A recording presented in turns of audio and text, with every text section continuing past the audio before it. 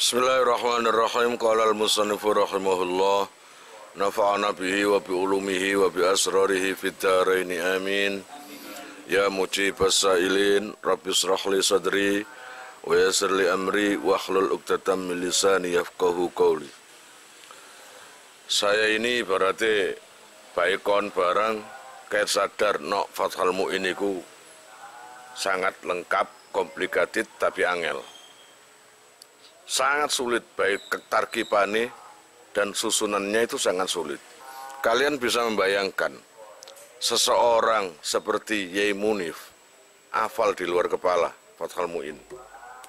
Di luar kepala maca kitab begini, ambil julingan jempol, ambil maca terus, gak ada nolak kitab. Luar biasa itu. Yai Munif itu. Anaknya sapa? Yai Jazuli. Mulane gak heran aku kepingin koyok Yai Jazuli. Bismillahirrahmanirrahim. Allah ya Rabbi ya Karim. Wa afta lan aweh fatwa sapa ba'duhum setengah fuqaha fi mushafin in dalam masalah mushaf, artinya Quran, sing tanat jasa kang kena najis apa se mushaf bi ghairi makfuwin kelawan tanpa den sepuro anhu saking najis utawa opo anhu saking najis biwujubi ghuslihi kelawan wajibe masuh ing mushaf wa in adda lan senajan to nekake opo se ghuslihi iku ila talafihi maring rusake mushaf. Nah, sekarang ada fatwa lagi dari Ibnu Hajar. Dari syekh kita ini membuat fatwa tentang Al-Quran yang terkena najis, yang mana najisnya itu yang gak diampuni. Beda kalau kena Quran, kena najis yang bisa diampuni, seperti Quran kena darah nyamuk, itu kan bisa diampuni. Nah, ini Quran yang atau mushaf yang terkena najis yang gak bisa diampuni, yang memang harus dibasuh. Nah, apakah harus dibasuh? Iya. Walaupun kita tahu dengan adanya basuhan itu akan merusak Quran. Tahu kalau rusak, tapi nggak apa-apa. Lebih baik menghilangkan najisnya ya daripada kita membiarkan ada najis yang nempel di Al-Quran. Lebih baik kita sucikan oleh barokah Quran, walaupun setelah kita basuh itu bedah kabeh, suwek kabeh atau apalah, nyunyut ibaratnya niku. Walaupun Qur'annya itu milik anak yatim. Mulanya nang kene iki Allah ya Rabbi ya Karim wa in kana lan senajan to ono apa se mushaf iku liyatimin kaduwe anak yatim. Padahal kita tahu kalau menggunakan atau memakai tanpa izin anak yatim maka dosa besar. Nah, tapi ini menyelamatkan Al-Quran, nggak apa-apa. Paham ya? Nggak apa-apa. Kalau anak yatimnya tadi punya wali, punya orang tua yang merawat, apakah kamu wajib basuh? Enggak. Yang kewajiban adalah walinya. Paham maksudnya? Orang tuanya bilangi aja, ini lho Pak, anaknya sampean, anak yatim berarti gak duwe bapak kan, mungkin iku mbae utawa ya apa. Ini kalau butuh sampean Qur'ane wis kena apa? Kena uyu ini. Atau terkena najis yang enggak diampuni. Maka sebagai walinya itu harus punya inisiatif untuk membasuh Quran itu. Kala ngendika sapa syekhuna syekh kita, wa yata'ayyanu lan dadi tertentu apa farduhu wajibe ghuslihi. Untuk membasuh Al-Quran itu gak serta-merta kena najis langsung disiram banyu, enggak seperti itu. Makanya di sini dijelaskan fima in dalam perkara idza massat arikalane ngenei apa an najasatu najis sayan ing suwi-wiji minal Qur'ani saking Quran. Bi khilafi ma berbeda kelawan masalah idza kanat arikalane ono apa se najasa iku fi nakhwil jildi ing dalam sepadane kulite mushaf awil khawasi utawa pinggirane mushaf. Nah, yang harus dibasuh itu jika Al-Quran bagian tengahnya, bagian tulisannya itu yang kena najis. Entah dikencingi atau kena najis yang nggak diampuni.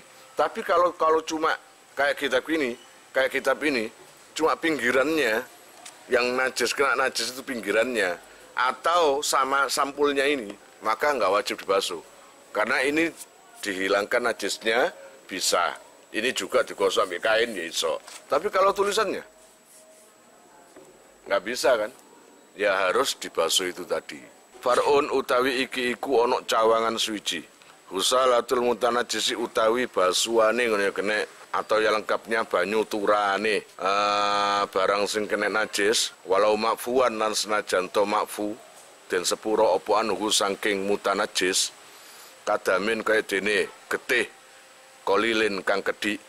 Ini fasolat lamun kepisah opo sehusalah wakot zalat lan teman-teman ilang opo al ainu kahanane najis wasifatuha lan sifate najasah walam tataghayyar lan ora owah opo se husalah walam yazid lan ora tambah opo wasnuha timbangane husalah ba'da tibari ma ing dalem sause milang-milang perkara ya khuduhu kang ngalap ing ma opo asaubu baju utawa pakaian minal ma'i saking banyu wal ma'u lan ngalap apa banyu minal wasakhi saking kotoran utawa reget waqat tahura lan hale teman-teman suci apa al mahallu panggonane iki khabare wado mari teko husalatul mutanajjis ndukur dhewe farun iku tahiratun suci. Nah teko kene iku tahiratun suci, air yang dipakai untuk membasuh sesuatu yang terkena najis, yang najis tadi walaupun diampuni seperti kena darah tapi sedikit, dan kemudian najisnya itu hilang, airnya hilang, sifatnya juga hilang, dan tidak merubah kondisi air, serta timbangan air berat atau ringannya air tidak tambah. Seumpamanya kamu itu mencuci pakaian dan pakaian itu najis, lalu otomatis pakaian itu ditaruh di timba, di bak atau timba biasanya. Di timba atau di bak itu terdapat air, ya sudah ada airnya, atau kita isi air. Seumpamanya kita isi air 1 kilo, sebelumnya itu dibasahi dulu pakaian, digosok, dikasih sabun, semuanya digosok. Nah setelah itu selesai, dibilas, ditaruh ke tempat lagi, ke bak yang tadi, yang airnya sudah dibuang, karena najis-najisnya sudah di air yang pertama itu tadi, paham? Lalu kita masukkan baju-baju atau pakaian kita yang sudah kita anggap suci. Pokoknya baju setelah dibilas, taruh di bak itu lagi. Setelah waktu dibilas itu, di bak terdapat air 10 liter. Setelah itu, setelah bilas selesai, baju itu kita angkat kan? Karena untuk dijemur kan? Mau dijemur. Nah, ketika kita angkat ini, pantasnya air 10 liter, kemudian terserap di kain-kain baju yang mau dijemur, itu kira-kira kalau 10 liter, kira-kira sudohi piro? Berkurangnya itu berapa? Bisa menyerap air berapa liter? Setengah liter. Katakanlah secara normal saja, baju sarung kita angkat semua, kita jemur. Ternyata ada 9,5, itu setengah liter ya. Berarti mestinya air itu ada 9,5 liter. Ternyata lebih kurang lagi, ada katakanlah 8 liter. Ini saya cuci, air ini saya cuci. Atau tadi 9,5 itu suci. Tapi umpomo ketika kita angkat baju itu jumlahnya sama 10 liter. Lah ini najis, gak bisa. Ini yang najis karena apa? Dari mana mosok wong wis terserap air kok gak ada sudah blas loh. Setelah akan mau dijemur, kamu periksa air itu. Ternyata airnya pancet 10 liter. Kalau tetap 10 liter, masuk akal nggak? Enggak. Berarti itu namanya lebih.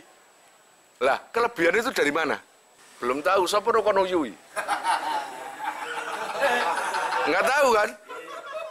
maka di situ dihukumi najis. Atau setelah dikembalikan lagi, setelah ukuran yang kedua, kamu periksa ternyata ukurannya kurang dari 10 liter. Katakanlah 9,5 liter. Ini wajar apa? Wajar. Lah ini suci. Tapi kesucian nggak bisa dipakai wudhu. Cuma suci gitu aja. Kala ngendika sapa syekhuna syekh kita. Wa darulan pertelo apa al-iktifa'u ngalap cukup fihima ing dalem karune ya khudhu minal ma lan ma apa mang alma minal wasah. Jadi bingung kok ono tambahane gak kurang banyu tambahan iku mang teko apa dari pakaian atau dari kotoran gitu loh, atau kotorannya baju atau apalah, saya nggak tahu. Bidon kelawan penyono, jadi menjadi najis. Farun utawi iki iku ono cawangan suci idza waqa'a rikalane tumibo fi ta'amin ing dalam panganan jamidin kang atos. Nanti kamu harus tahu kalimat atos ambek cair secara fikih itu seperti apa. Kita kan berpendapat atos itu kayak watu gitu kan, tapi secara gaya Fathul Mu'in atos itu ya apa, itu cek ro kon kasaminin kayak dini lengo samin idza waqa'a ari kalane tumiba fi ta'amin jamidin ing dalam panganan sing atos kasaminin kaya lengo samin apa fa'ratun tikus masalan umpamane setelah masuk nyemplung nang minyak samin utawa lengo keltik famatat mongko mati apa se fa'rah ulqiyat mongko den uncalake apa se fa'rah wa malan minyak utawa perkara haulaha kang ana kiwa tengene fa'rah bayane mimma saking barang masaha kang ngeneki apa se ma ing fa'rah faqat mongko belakane. Ada satu kasus lagi, kamu punya sak tong lenga keltik, kemudian ini suci, kemudian terdapat tikus mati masuk ke minyak tadi karena nggak bisa nafas mati. Nah, kalau menurut di sini maka ulqiyat ma haulaha wa ma haulaha mimma masaha faqat. Maka apakah minyak tadi najis atau suci? Sebenarnya najis, tapi yang najis adalah bagian yang terkena kulitnya tikus dan bulunya tikus. Berarti katakanlah di sini minyak, tikus di sini. Maka ambil aja tikusnya, kemudian sebagian minyak yang terkena tikus itu tadi buang, sudah suci. Wal baqi lan utawi kerine iku tahirun. Adapun sisa minyak ya suci. Wal jamidu lan utawi perkara sing atos waladzi yaiku perkara idza ghurifa ari kalene jen cedhuk apa minhu saking alladzi la yataraddu ora bali apa alladzi ala kurbin ing atase zaman sing parek. Kalau seumpamanya ada sesuatu, kalau kita ambil sebagian lah maka cekungan bekas pengambilan tadi tidak kembali secara sabaku waktu dekat, maka itu jamid namanya. Katakanlah mentega itu kamu ambil lewat sendok, berarti bekas ambilan kan cekung. Ketika sendoknya kamu jauhkan, cekungan bekas diambil sendok tadi kembali nggak? Kembali rata apa enggak? Lah itu jamid namanya. Tapi kalau habis gini, tiba-tiba rata lagi, ini maek jenengnya namanya. Cuma itu bedanya. Jadi jangan berpikiran jamid adalah seperti batu, itu bukan seperti itu. Ukurannya ketika kita ambil, cekungannya bekas ambilan tadi masih terdapat cekungan. Tapi nanti lama-lama kembali lagi gak masalah, pokoknya itu kan lama. Kalau waktu dekat kok masih mencekung itu tadi, itu berarti jamid. Allah ya Rabbi ya Karim, bismillahirrahmanirrahim. Far'un utawi iki iku onok cawangan suci. Idza tanajjasa ari kalane kena najis utawa dadi najis. Apa maul bi'ri banyu sumur, al-qalilu ngono. Atof nang maun dudu al-bi'ri. Al-qalilu kang kedhik. Bimulaqati najasin sebab ketemuan ambik najis. Nongoten lam yadhur mongko ora suci apa se maul bi'ri bin naskhi kelawan den kuras. Bal yambari balik sayukjo opo alayun zaha yento ora den kuras. Liak surah supaya dadi akeh opo alma ubanyu binabain sebab sumberan. Ausab bimain utawa ngesoki banyu fihi ing dalam maul bi'ri. Jika ada sumur kemasukan najis, katakanlah sumur ada kayak tadi, ada tikus mati atau kucing mati atau ayam mati, maka kalau kamu punya jalan dikuras, maka tidak bisa mensucikan air sumur. Tapi dengan catatan airnya kolil sedikit, kurang dari 2 kula. Jadi sumur itu sat, sumurnya sat, airnya cuma kurang 2 kula kemasukan najis. Maka dengan cara mengurasnya itu tidak jalan keluar, karena najisnya masih tetap. Jalan keluarnya itu apa? Maka biarkan saja. Yang penting najisnya diambil.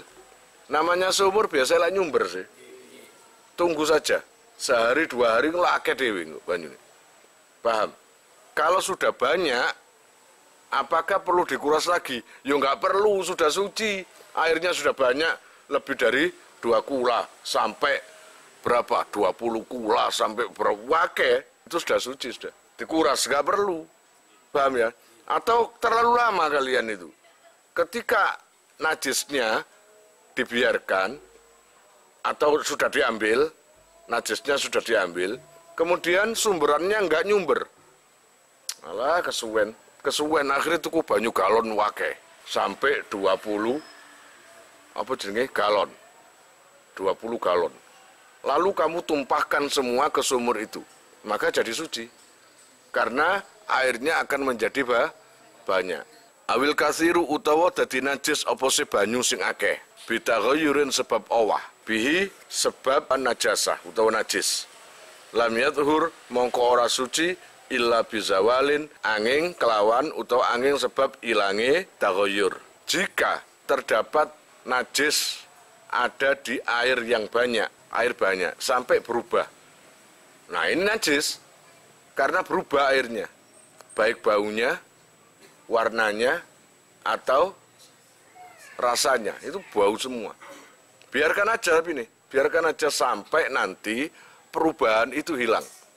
Baunya sudah enggak pesing, warnanya juga kembali ke semula. Fa'in bagiat mongkolamun tetep fi dalam taghayyur apa najasatun najis. Kasare fa'rotin koyo rambute tikus. Walam yataghayyar lan ora owah apa se al-katsir nangoten fatahurun mongko suci. Wa ta'azzara lan ewuh utawa angel apa istimaluhu nggunakake katsir. Idla yakhlu krana ora sepi minhu sangking sa'ri fa'roh apa dalwun timbo. Fal yunzakh mongko becik nguraso kuluhu ya sakabehane katsir kumang. Jika ada tikus masuk di air sumur, akhirnya yang namanya bulu-bulunya itu rontok. Tapi walaupun najis, yang namanya rambutnya tikus, atau tikusnya nggak masuk, cuma rambutnya saja. Jadi mari keramas, jengkri. Kemudian rambutnya itu tertinggal di air sumur itu. Dan air sumur itu nggak berubah. Air banyak tadi nggak berubah. Maka itu najis atau suci? Suci. Fatahurun mongko suci. Tapi airnya nggak bisa digunakan untuk berwudu. Kalaupun kita hilangkan, kita ambil wudu tapi jangan sampai terkena rambutnya tikus. Sangat sulit karena saking banyaknya. Maka airnya itu suci, tapi sulit untuk menggunakan karena kita ciduk yang mana saja ada rambut tikus yang terkena. Berarti yo carane ya apa nek ngono? Ya kurasen demi untuk menghilangkan rambutnya tikus itu tadi. Fa ini turifa mongko lamun den ciduk apa sesar qabla nazkhi ing dalam sadurunge nguras. Walam yatayakon lan ora ngiyakinake sapa man fima ing dalam perkara ikhtarofahu kang nyiduk sapa man ing ma sakron ing rambut lam yadurra mongko ora bahaya apa mah Wa indonnahu lan senajan to nyono ing saer amalan krana nindakake bitakdimil asli kelawan dhisikake asline ala dhahiri ing atas dhahir. Ketika air sumur yang terkena rambut tikus tadi diceduk sebelum dikuras, apakah air itu suci? Airnya suci, tapi gak bisa dipakai wudhu. Ketika kalian itu wudhu dengan hati-hati dengan cara jangan sampai terkena rambutnya tadi, lalu kamu pakai timba, terpaksa wudhu kamu pakai timba. Kamu nggak perlu meyakini kalau air ini tercampur dengan rambut. Kamu cukup berprasangka, alah nggak kena. Aku hati-hati kok, saya sudah hati-hati cara ngambil airnya. Insya Allah rambutnya tikus nggak katut. Aku hati-hati. Maka bisa dipakai untuk bersuci. Makanya yang kini fi maghtarofahu sa'ron lam yadurra wa indonnahu amalan bitakdimil asli ala dhahir. Terus kamu menganggap seperti air yang aslinya, gitu loh ya.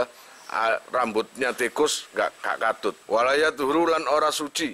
Apa mutana jisun perkara sing kena najis. Binahwi kalbin kelawan sepadane asu.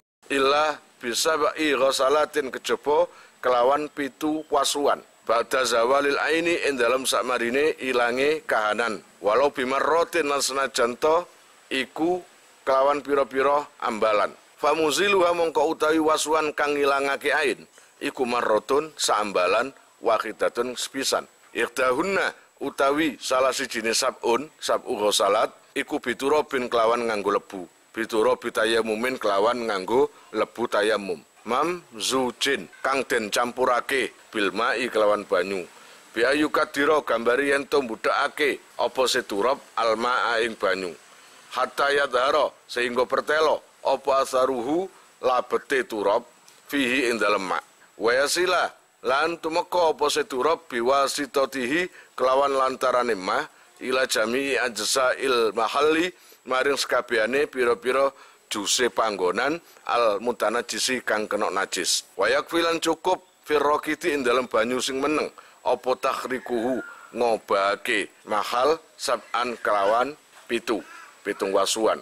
Ini ada masalah baru, masalah tentang sesuatu yang terkena anjing. Berarti anjing itu najis mughalladha. Perkara apapun yang terkena najis dari anjing itu nggak bisa suci kecuali dengan dibasuh 7 kali basuhan. Yang mana sebelum dibasuh itu, kalau jilatan anjing tadi berwarna, berbau, maka hilangkan dulu warnanya. Atau airnya najis itu hilangkan dulu. Sebelum dibasuh loh ya, hilangkan dulu. Kalau kuning, hilangkan kuningnya dulu. Lah, famuziluha marrotun wahidatun. Nah, sebenarnya untuk menghilangkan airnya najis itu basuhan yang pertama, kan 7 basuhan. Maka yang pertama usahakan untuk menghilangkan air najis. Pertama dibasuh, kok masih kuning. Kedua, kok masih kuning. Ketiga, keempat sampai ke-7, maka 7 basuhan terhitung 1. Salah satu basuhan yang 7 itu harus dicampur dengan debu. Campurkan dengan lebu untuk basuhan salah satunya. Gimana tahu air itu kecampur lebu dengan tidak? Ya jelaslah. Kalau air itu kena lebu, pasti ada bedanya dengan yang tidak kena lebu. Apa? Budak. Airnya menjadi keruh atau budak, itu tanda sudah tercampur dengan debu. Gitu loh. Tempat-tempat yang terkena jilatan anjing itu harus dihilangkan airnya. Kala ngendika sapa syekhuna syekh kita, ya zaharu pertelo opo anna dzahaba sak temene budalan. Iku marrotun ambalan wal audu lan utawi bali iku akharu ambalan sing weneh fil jari ing dalem banyu sing mili apa muru rusab ijaroyatin liwate pitu pira-pira ilenan banyu. Wala tatriba lan ora ana nyampuri lebu iku maujud fi ardin turabiyatin. Ing dalem bumi sing mengandung lebu. Wong bumi mengandung lebu, gak usah kon campur sebudak dhewe pisan. Ibnu Hajar berkata, kalau kita terkena najis, lalu cara mensucikan dengan cara kamu itu masuk di air. Masuk di air. Jadi airnya itu banyak kan? Masuk di sungai atau manalah. Kamu ambyur gitu aja. Tadi kan kalau kena anjing harus 7 basuhan. Ternyata setelah dibasuh dengan debu, selesai, hilang najisnya, lalu kita menyelam ke air. Lah, hitungan 1, 2, 3 itu yang gimana? Wong, ini masuk di air. Ya kamu gerakkan aja tangan. Kamu nggak buka begini. Digerakkan. Makanya az-zahab nangkunum an-nazhab marrotun wal audu ukhra. Jadi gini, jika tangan atau kaki kamu gerakkan, ini 1, ini 2. Nah, ya toh? Ini berarti sudah berulang kali nih. Kamu gerakkan saja, maka itu sama dengan basuh 1 anggota. Iku gantine tadi ngosok, gitu loh. Far'un, wallahu a'lam bishawab. Kalian jika mau nomor HP kalian tak simpan di memori HP saya, SMS aja ke nomor saya dengan mengetik nama, asal, itu aja. Nanti saya save. Lalu nanti akan terhubung ke WA saya. Insya Allah akan ada pemberitahuan, perkembangan tentang NR atau ada video baru atau apa. Biasanya saya umumkan di status WhatsApp ya. Buat para donatur, saya sangat terima kasih. Insya Allah barokahnya, manfaatnya akan sampai pada kalian dan menjadi jariah nanti. Dan akan lestari terus sampai kalian meninggal itu nanti. Jangan khawatir, nama kalian tidak akan saya lupakan.